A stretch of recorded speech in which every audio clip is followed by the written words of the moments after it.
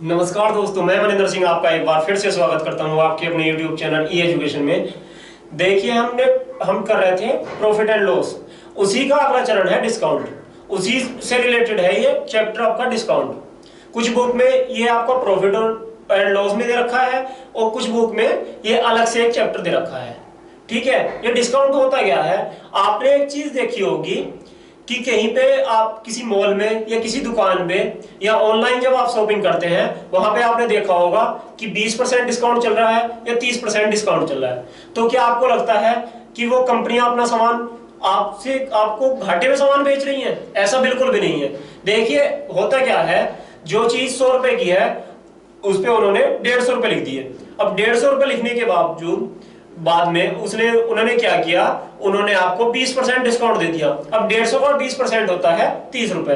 अब 30 रुपए आपको डिस्काउंट दे दिए।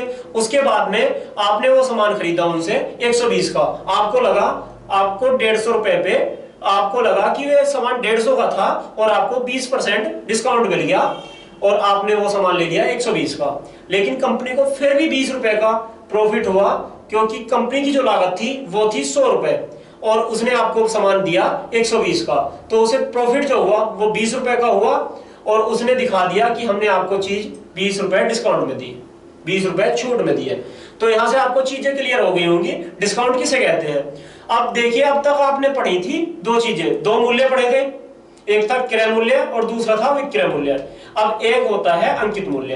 ये अंकित मूल्य क्या होता है? ये वह मूल्य होता है जो कोई कंपनी या कोई भी प्रोडक्ट का मूल्य निर्धारित कर दिया जाता है कि ये मूल्य हमें रखना है और इस पे हम डिस्काउंट देंगे। जैसे मैंने अभी आपको एग्जांपल दिया, उसका जो कंपनी की लागत थी या किसी प्रोडक्ट की जो लागत थी या क्रय मूल्य जो था वो था 100 रुपए, तो उसका क्रय मूल्य हो जाएगा 100 रुपए और उसका अंकित मूल्य हो जाएगा 150। उसने उस पे 100 रुपए के माल पे 150 लिख दिया।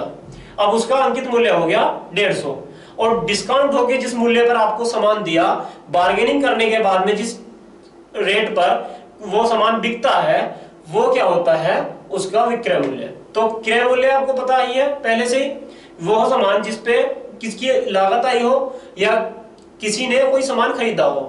मान लीजिए कोई एक छोटा दुकानदार है, वो 100 रुपए में सामान खरीद के लाया और उसने उस पे 150 रुपए लिख लिया।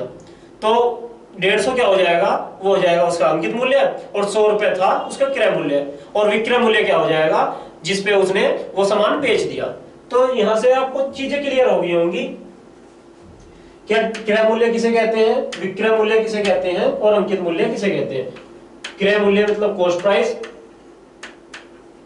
क्रय मूल्य मतलब कॉस्ट प्राइस, ये हमने माना था 100 रुपए। और विक्रय मूल्य सेलिंग प्राइस, सेलिंग प्राइस क्या है? विक्रय मूल्य, विक्रय मूल्य जिसपे हमने ये सामान बेचा। अब ये जो है एक होता है इसमें मार्क प्राइस, अंकित मूल्य जिसे हम बोलते हैं अंकित मूल्य, अंकित मूल्य। अंकित मूल्य जैसे हमने इस पे 150 रुपए डाल दिए थे, 100 रुपए के सामान पे 150 डाल दिए थे। अब इस पे हमने डिस्काउंट दिया था 20% का, 20% डिस्काउंट दिया, तो हमने ये चीज दे दी थी 120 की, तो 120 हो गया था इसका विक्रय मूल्य। तो यहां से आपको चीजें क्लियर हो गई होंगी। एक चीज मैं आपको और क्लियर कर दूं, आप डिस्काउंट जो निकालते हैं हमेशा निकाल लेंगे आप अंकित मूल्य पर, क्रय मूल्य पर डिस्काउंट नहीं निकालते। क्रय मूल्य पर क्या निकलता है? प्रॉफिट और लॉस, लाभ और हानि जो निकलती है वो क्रय मूल्य पर निकलती है। हमने आपको बताया भी था कि 20% की यदि लाभ हानि होगी तो आप क्या समझेंगे? उससे आप समझेंगे कि आपने 100 रुपए की चीज ली थी और 20 रुपए का आपको घाटा आ गया, मतलब आपने वो 80 में बेच दी। और यदि हम बोले कि आपको 10% लाभ हुआ तो इससे आप क्या समझेंगे कि आपने 100 रुपए की चीज ली थी और आपने 110 की बेच दी। ठीक है, तो ये हो गया आपका लाभ और हानि। और यहाँ पे आपको एक चीज नई सीखने को मिली है, वो है डिस्काउंट। डिस्काउंट हमेशा छूट को बोलते हैं, वो हमेशा किस पे निकलती है? वो निकलती है अंकित मूल्य पर, जो मार्क प्राइस होता है। अब पहले हम इसके बेसिक क्वेश्चन करेंगे, फिर उसे आगे बढ़ेंगे। पहले 2-3 क्वेश्चन हम ऐसे देखेंगे जिससे आपको ये क्लियर हो जाए कि डिस्काउंट होता क्या है, क्योंकि आपके लिए ये डिस्काउंट शब्द बिल्कुल एकदम नया है। तो चलिए आगे देखते हैं। यदि एक भोजन मेज का अंकित मूल्य 6000 है, एक ग्राहक को 5500 में बेच दी जाती है, तो उस पर दी गई छूट की दर कितनी होगी। देखिए 6000 की थी, तो हमेशा आपको क्या निकालना है, जो डिस्काउंट निकालना है वो किस पे निकालना है, अंकित मूल्य पर। अंकित कितना है 6000, अंकित मूल्य है 6000। अब 6000 जिस पे निकालते हैं उसे नीचे लिखते हैं, कितने का डिस्काउंट मिला 500 का, क्योंकि 6000 की चीज आपको 5500 में मिल गई, कितने का डिस्काउंट हो गया 500 का, इंटू 100 करेंगे। क्यों करेंगे 100, क्योंकि हम परसेंटेज में निकाल रहे हैं, तो 0 से 0 कैंसिल कर देंगे, 50/6, 50/6 सोल्व करके कितना आ जाएगा 8 सही 1/3%, क्योंकि 6 48, 48 और 2/6, 2/6 जब कट जाएगा तो कितना जाएगा 1/3, इसे सोल्व कर लेंगे, इतना ही आएगा। अंकित मूल्य 1200 वाली एक मेज एक ग्राहक को 1100 में बेच दी गई, मेज पर दी गई छूट की दर ज्ञात कीजिए। देखिए कितने रुपए की छूट दी, 100 रुपए की, क्योंकि जो 1200 की चीज थी वो कितने में दे दी आपको 1100 में। 100 रुपए की छूट, 100 की छूट कितने पर 1200 पर, क्योंकि अंकित मूल्य कितना है, इसका अंकित मूल्य है 1200, 1200 गुणा 100, 0 से 0 कैंसिल, 100/12 कितना आ जाएगा 8 सही 1/3%। ये ऑप्शन नंबर डी आपका राइट आंसर हो जाएगा। चलिए आगे चलते हैं। किसी दुकान में ऑफर के तहत 4 कुर्सी खरीदने पर 1 कुर्सी मुफ्त मिलती है, छूट का प्रतिशत याद कीजिए। देखिए 4 कुर्सी आपने खरीदी, वहां पे आपको 1 कुर्सी फ्री में मिल गई, तो आपको निकालना है छूट प्रतिशत। अब तक हमने आपको क्लियर दे रखा था कि उसे 20% छूट मिली है, 30% छूट मिली है, लेकिन यदि आपको दे रखा हो कि आपको 2 सामान खरीदने पर 1 सामान फ्री में मिलेगा, या 3 सामान खरीदने पर 1 सामान फ्री में मिलेगा, तो उसमें आप परसेंट कैसे निकालेंगे, प्रतिशत में कैसे निकालेंगे कि आपको कितने प्रतिशत डिस्काउंट मिला। तो देखिए इसे निकालने के लिए आपको हर वस्तु 100 रुपए की मान लेनी है, हर वस्तु 100 रुपए की मान लेनी है। अब आपको 4 कुर्सियां खरीदने पर 1 कुर्सी फ्री मिल रही है, इसका मतलब क्या हो गया, आपको टोटल 5 कुर्सियां मिल रही हैं 4 कुर्सियों के दाम में, 4 कुर्सियों के दाम में 5 कुर्सियां मिल रही हैं। तो हमने माना हर एक कुर्सी का मूल्य 100 रुपए था, हर एक कुर्सी का जो अंकित मूल्य था वो कितना था 100 रुपए लिख रहा था हर कुर्सी पे। तो इनका जो कीमत हो गई थी 5 कुर्सियों की, वो कितनी हो गई थी, मार्क प्राइस थी 5 कुर्सियों की हो गया था 500 रुपए, क्योंकि 5 कुर्सियां आपको मिली, टोटल 5 कुर्सियां मिली, हर कुर्सी पे 100 रुपए लिख रहा था, तो आपने मार्क प्राइस कितना निकाल लिया 500। अब आपको मिली कितने पर, सेलिंग प्राइस कितना हो जाएगा।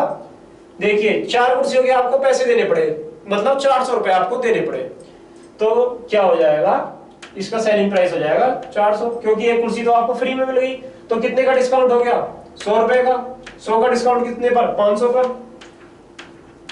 100 का डिस्काउंट 500 पर, मार्क प्राइस कितना है 500 गुणा 100, 0 से 0 कैंसिल, 100/5 कितना आ जाएगा 20%, 20% इसका आंसर आ जाएगा, ऑप्शन नंबर सी। चलिए आगे चलते हैं। एक वस्तु का अंकित मूल्य 500 है, दुकानदार 5% की छूट देता है और फिर भी 25% लाभ कमाता है, वस्तु का क्रय मूल्य है। देखिए अंकित मूल्य कितना है, मार्क प्राइस है इसका 500, 5% की छूट। अब 500 का 5% कौन नहीं निकाल सकता। देखिए 500 का 1% कितना हो जाएगा 5, कैसे आया 5, हमने आपको बताया था 2 अंक के बाद में पॉइंट लगा देना है यदि आपको 1% की वैल्यू निकालनी है, और यदि 10% की वैल्यू निकालनी है तो 1 अंक के बाद में पॉइंट लगा देना है। तो 1% कितना आएगा 5, और 10% आता तो कितना आ जाता 50, तो 1% हो गया 5, और आपको निकालना है 5%, तो 5% की वैल्यू कितनी हो जाएगी 25, तो 5% की वैल्यू आ गई 25, तो 25 रुपए का इसको डिस्काउंट मिल गया। 5% कितने के बराबर आ गया 25 रुपए के, 5% की वैल्यू आ गई 25, तो आ गया 475 रुपए इसका सेलिंग प्राइस। सेलिंग प्राइस जो आ गया वो आ गया 475 रुपए, ठीक है। अब 475 में इसने बेच दी, लेकिन फिर भी इसने 25% लाभ कमा लिया। 475 में बेचने पर भी इसे लाभ हुआ 25%, तो आप क्या कहेंगे कि इसने जो 100 की खरीदी थी वो 125 की बेच दी, क्रय मूल्य पर ही निकलता है लाभ, तो लाभ इसका मतलब हो गया ये क्रय मूल्य का कॉस्ट प्राइस का 125% है, 125% है किसका कॉस्ट प्राइस का, कितना है 475। तो 1% कितना आ जाएगा 475 अपॉन 125। और कॉस्ट प्राइस निकालने के लिए 100 से मल्टीप्लाई कर देंगे। ये आ गया 1% की, और 100% के लिए 100 से मल्टीप्लाई। तो 25 से काटिए 5 बार और ये 4 बार। अब 5 से 5 9 45 और 5 बजे 25। अब इसकी मल्टीप्लाई करेंगे, देखिए ये आ जाएगा 380। सोल्व कर देंगे जब इसे तो आ जाएगा 380, क्योंकि 90 देखिए 95 का 2 गुना कितना होता है 190, और 190 का 2 गुना 380। तो आपका आंसर आ जाएगा ऑप्शन नंबर सी 380। चलिए आगे चलते हैं। एक ऑटो व्यापारी जो कार के अंकित मूल्य पर 12% की छूट देता है तथा 10% लाभ अर्जित करता है। देखिए 12% की तो ये छूट दे रहा है, और लाभ कितना ले रहा है 10% का। अंकित मूल्य 1,26,000 है, तो क्रय मूल्य क्या होगा, ये क्या है इसका मार्क प्राइस, ये है इसका मार्क प्राइस अंकित मूल्य। अब देखिए 12% की छूट दे रहा है इस अंकित मूल्य पर, तो इसका 12% कितना हो जाएगा। देखिए 10% कितना आ जाएगा, एक अंक के बाद में पॉइंट लगा देंगे तो कितना आ जाएगा 1 लाख, ये आ जाएगा 12,600। तो 10% आ गया, 10% आ गया 12,600। अब टोटल है 12%, तो 2% और निकालिए। 2% के लिए 1% के लिए 2 अंक के बाद में पॉइंट लगा देंगे। 1% हो जाएगा 1260, और 2% कितना हो जाएगा 1200 का 2 गुना 2400, और 60 का 2 गुना 120, 2520। 2520 और ऐड कर लीजिए इसमें, ये आ गया 15,120। 12% आ गया इसका 15,120। 15,120 की तो इसने छूट दे दी, कितने पर, किस पर दी, मार्क प्राइस पर देगा, अंकित मूल्य पर ही देगा छूट। 1,26,000 पर इसने छूट दी 15,120 की।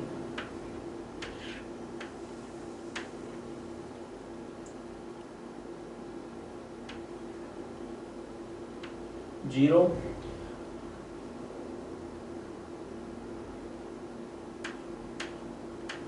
तो देखिए कितना बच गया 1,10,880।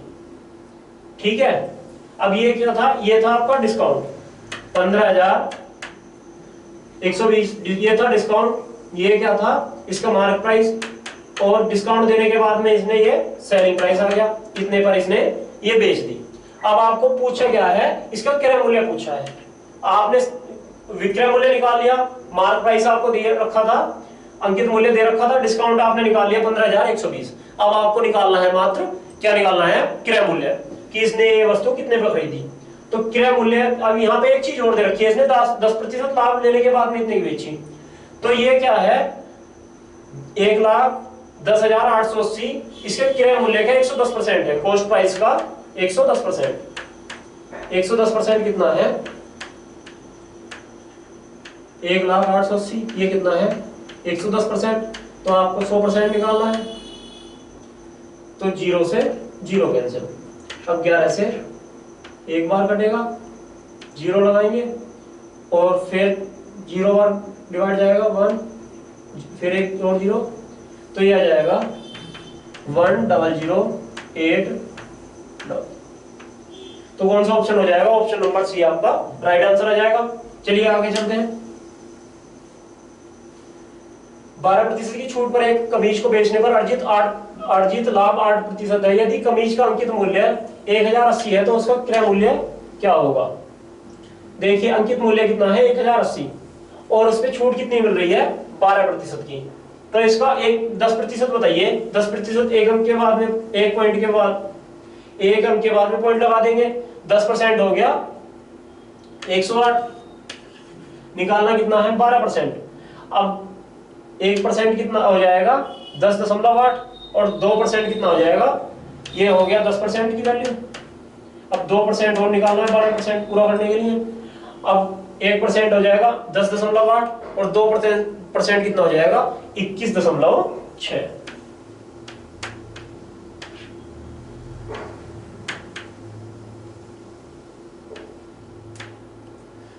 129.6 रुपए की ये मिली आपको छूट 12%।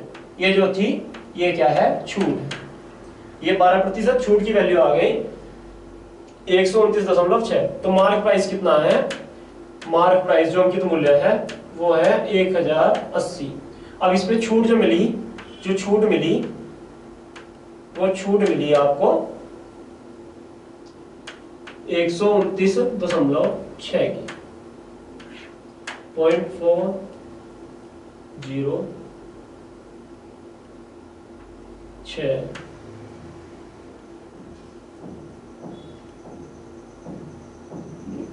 पांच, क्योंकि एक मिनट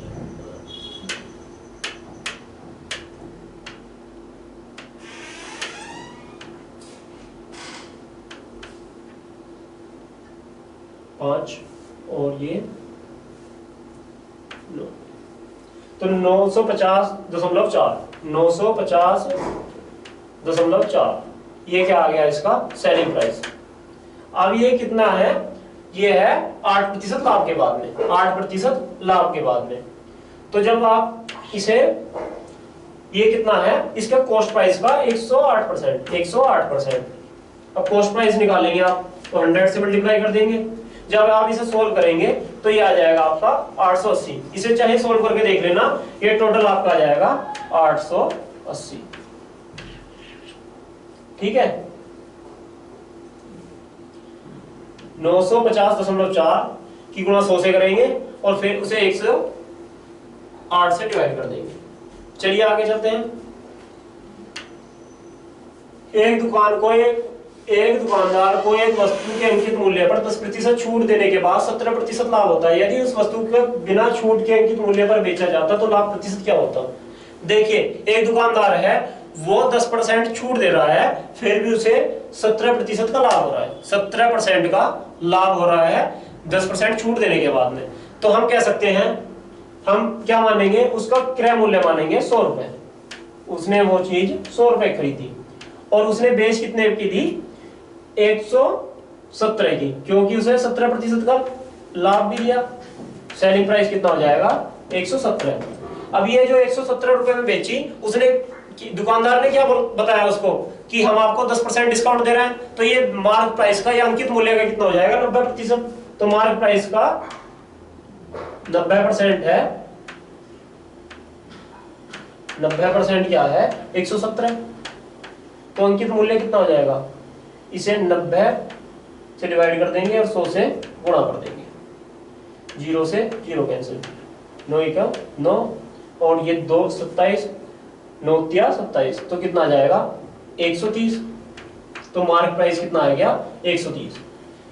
तो देखिए, जो चीज आपने 100 रुपए की खरीदी थी उस पे आपने कितना लिख दिया, 130। तो यदि आप 100 रुपए की चीज को 130 पर बेचते तो आप कितना प्रतिशत लाभ कमाते, आप कमाते 30% लाभ, क्योंकि जो चीज आपने 100 की खरीदी वो आपने बेची 130 की। तो कितने प्रतिशत लाभ हो गया, ऑप्शन नंबर सी 30%। चलिए आगे चलते हैं। एक व्यापारी अपनी चीजों का विक्रय मूल्य 10% बढ़ाकर निर्धारित करता है और उसी बिक्री मूल्य को 10% छूट पर दे देता है, तो तद अनुसार उसकी बिक्री के लाभ या हानि का प्रतिशत क्या है। देखिए, उसने कोई चीज कितने की खरीदी, कॉस्ट प्राइस था उसका 100 रुपए। किसी व्यापारी ने 100 रुपए की चीज खरीदी, उस पे 110 लिख दिया, तो उसका मार्क प्राइस कितना हो गया, मार्क प्राइस हो गया 110। अब उसने 10% की छूट दी, तो छूट किस पे दी जाती है, हमेशा अंकित मूल्य पर दी जाती है, मार्क प्राइस पर दी जाती है। तो इसका 10% कितना हो जाएगा, इसका 10% हो जाएगा 11 हो जाएगा इसका 10%। 110 का 10% कितना जाएगा, 11। अब 11 रुपए की छूट दी इसने, तो 11 रुपए की छूट दी, 11 रुपए इसमें घट जाएंगे तो कितना आ जाएगा, 99। ये इसमें इसने सेल कर दी, 99 रुपए पे इसने बेच दी 10% की छूट के बाद में।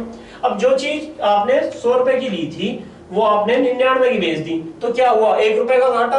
जो 100 की ली थी वो 99 की बेच दी, वहां पे क्या हो गया, 1 रुपए का घाटा। तो हम बोल सकते हैं 1% हानि, क्योंकि हमने कॉस्ट प्राइस माना था 100, तो 1 रुपया 100 का कितना होता है, 1%। तो हम बोल सकते हैं 1% हानि। या आप इसे डायरेक्ट फॉर्मूले से भी सोल्व कर सकते हैं। इस तरह के ऑप्शन हमने लाभ हानि में भी कराए थे और परसेंटेज में भी। कि यदि 10% बढ़ रहा है और 10% घट रहा है, ये घट ही तो रहा है, छूट का मतलब क्या है, घटा के दे रहा है, 10% बढ़ा रहा है पहले उसका रेट और फिर 10% की छूट दे रहा है, पहले 10% बढ़ाया किसी चीज को और 10% घटाया। तो आप इसको डायरेक्ट फॉर्मूला भी जानते हैं, 10 × 10/100, 10 × 10/100। तो यहाँ पे हमेशा क्या आता था, घाटा आता था, 1% की हानि आ गई। चलिए आगे देखते हैं, यदि किसी व्यक्ति ने किसी उत्पाद की कीमत लागत मूल्य से 25% अधिक अंकित की लेकिन 10% की छूट दी तो लाभ प्रतिशत। देखिए कोई चीज थी, कोई वस्तु थी, उसका मूल्य था, क्रय मूल्य था 100 रुपए, 100 रुपए की थी, उसने उस पे क्या लिख दिया, उस पे लिख दिया 125, उस पे क्या लिख दिया 125, क्योंकि 25% बढ़ा के लिखा उसने, तो मार्क प्राइस कितना हो जाएगा 125, और फिर उसने 10% की छूट दी, तो छूट किस पे देगा बताइए, छूट किस पे देगा,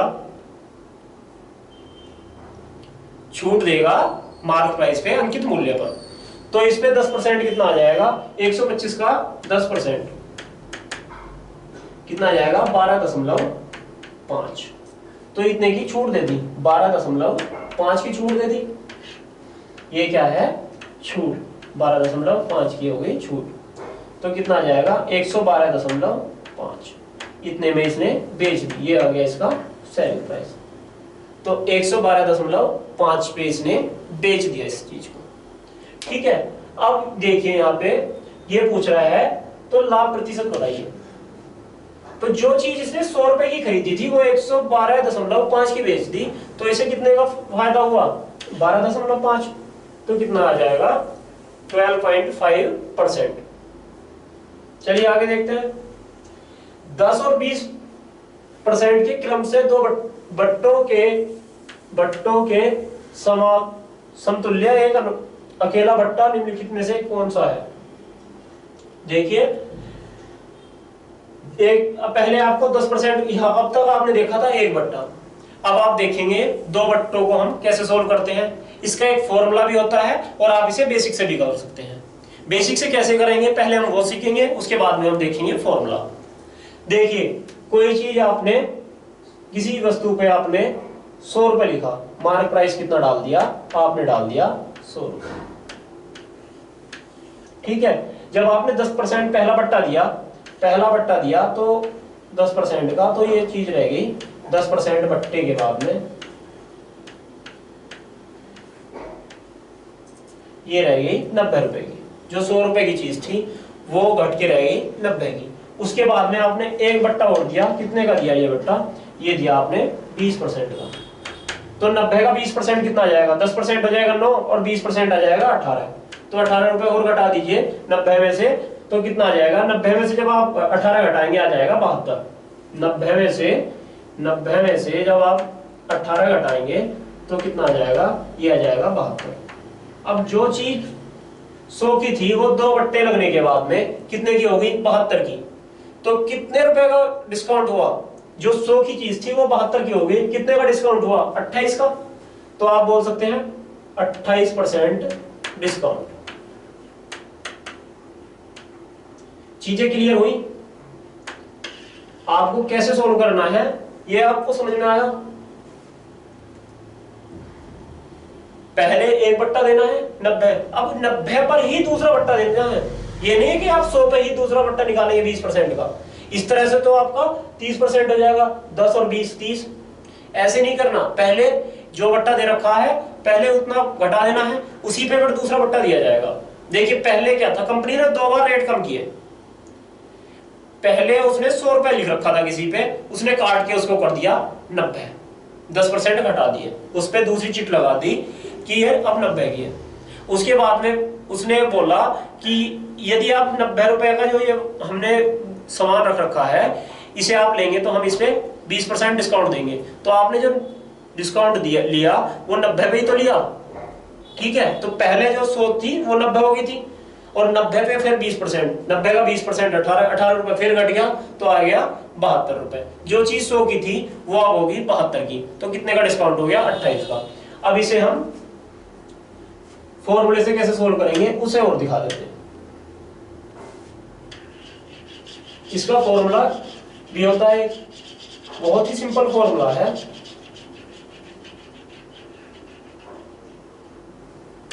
देखिए वो क्या है, इन दोनों को जोड़ लीजिए। बट मान लीजिए ये ए है, पहला बट्टा ए है, दूसरा बट्टा बी, तो ए और बी दोनों को जोड़ लीजिए। 10 और प्लस 20 माइनस ए बी 10 गुणा 20 बटे 100, 10 गुणा 20 बटे 100, तो ये आ जाएगा 30 माइनस 2, ओ सॉरी 20, हाँ 20 और 10 30 माइनस 2 कितना आ जाएगा, ये आ जाएगा 28। तो 28% बट्टा आ जाएगा, एक समतुल्य बट्टा। तो एक बट्टा कितने के बराबर हो जाएगा, 28% की। तो आप यहां से डायरेक्ट इस तरह से भी सोल्व कर सकते हैं। दोनों को जोड़िए, कितना आ गया 30, और इसमें से कितना घटाना है, 10 और 20 की गुणा कीजिए और उसे 100 से डिवाइड कर दीजिए। 10 20 की गुणा 200, उसे 100 से डिवाइड करेंगे, कितना आ जाएगा 2। तो 30 में से 2 घटाएंगे, कितना आ जाएगा 28। चलिए आगे चलते हैं। 30 20 तथा 10 के क्रम से बट्टे के समतुल्य एकमात्र बट्टा। देखिए पहले आपने क्या था, एक दो बट्टे देखे थे, पहले देखा था हमने एक बट्टा कैसे निकालते हैं, फिर हमने देखा था इससे पिछले ऑप्शन में 2 बट्टे कैसे निकालते हैं। अब देखेंगे 3 बट्टे। तो इन 3 बट्टों को भी आप डायरेक्ट सोल्व कर सकते हैं बेसिक ट्रिक से भी। पहले 100 का 70% आ जाएगा, 20% डिस्काउंट के बाद में कितना हो जाएगा, जो चीज 100 की थी वो 70 की हो जाएगी। अब 70 का 20%, 70 का 20% कितना हो जाता है, हो जाता है 14। 70 का 20% 14, और फिर 14 घटा देंगे, फिर उसका 10%। देखिए कोई चीज पहले थी 100 की, अब इसमें पहला बट्टा लगा तो कितने की हो गई, 70 की। 30% का बट्टा लगा, 30% का बट्टा लगा 100 की। अब इसमें फिर दोबारा से कितने का, 20 का बट्टा लगेगा, 20% का बट्टा। अब 20% का बट्टा कितना बैठता है, ये बैठता है 14 रुपए, 14 रुपए। अब 70 में से जब 14 घटाएंगे तो कितना आ जाएगा, 56। अब फिर तीसरा बट्टा इस पे लगेगा, कितने का, 10% का। अब 56 में से 10% जब आप घटाएंगे तो कितना आ जाएगा, 10% 5.6। अब जब आप 5.6 घटाएंगे तो ये आ जाएगा 50.4, 50.4, 50.4। तो देखिए जो चीज 100 की थी वो 50.4 की रह गई, तो कितने का डिस्काउंट हुआ, कितने का डिस्काउंट हुआ, ये हो गया 49.6%, 49.6%। तो आप इस तरह से भी निकाल सकते हैं, और आप इसे ट्रिक से भी निकाल सकते हैं। ट्रिक से कैसे निकालेंगे, 20 और 30 का जब डिस्काउंट एक समतुल्य बट्टा निकालेंगे तो क्या निकालेंगे, 20 और 30 50 माइनस 20 और 30 की गुणा कितनी आ जाएगी, 600 बटे 100 6। 50 में से 6 गया कितना, 50 में से 6 गया कितना आ जाएगा 44। तो इन दोनों का तो आ जाएगा 44%। अब 44% और बाद में कितना बच गया 10%। 44 और 10% का समतुल्य बट्टा निकाल दीजिए, ये भी आपका 49.6 ही आएगा। देखिए ये कितना हो जाएगा, दोनों को ऐड कीजिए तो ये आ जाएगा 54 माइनस ये आ जाएगा 440 बटे 100। जब आप इसे 0 से 0 काट देंगे ये कितना आ जाएगा, 4.4 घटा देंगे, 54 में से 4.4 घटा देंगे तो कितना आ जाएगा 49.6। तो आप इस तरह से इसे ट्रिक से भी सोल्व कर सकते हैं और बेसिक से भी। हमने आपको दोनों ही चीजें सिखा दी। देखिए 20 तथा 30 के 2 क्रम से बट्टों के समतुल्य एक बट्टा, ये तो हमने पिछले क्वेश्चन में किया था। 20 प्लस 30 माइनस 20 गुणा 30 बटे 100, 0 से 0 कैंसिल। अब कितना आ गया, 50 माइनस 6, ये आ गया आपका 44। ठीक है, तो इसका ऑप्शन नंबर ए हो जाएगा 44। अब एक और देखिए, अमित ने एक कार क्रम से 10 तथा 20 के 2 बट्टों से ली, तो उसे अंकित मूल्य पर कितने प्रतिशत देना होगा। देखिए अंकित मूल्य का कितने प्रतिशत देना होगा। मान लीजिए अंकित मूल्य था उसका 100, अंकित मूल्य था 100, तो पहला बट्टा लगा तो उसे कार पड़ी 90 की।